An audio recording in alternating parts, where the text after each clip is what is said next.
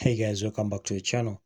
In this video, I'll run you through the steps of how to use a Home Depot project color app. Alright, so you want to know what it is. It helps in visualizing your paint color in your home. So how to use it, here are the steps. Step number 1, download and open the application.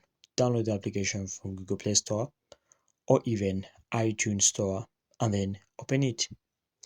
Then step number 2, take and upload a photo. Take a photo in your room with a live view and use your camera in real time to snap it and then upload it. Step number 3, choose a color.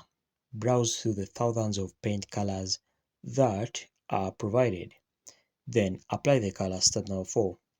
Step number 5 says adjust for lighting angles. So once you're in your sitting room, take an example, adjust the lighting and the angles you're taking this photo from. Then explore and save, then share to get feedback, and then people purchase your paint. Once they purchase your paint, you get money and you become rich. Simple as it is. Thanks for watching. Like and subscribe. We shall meet.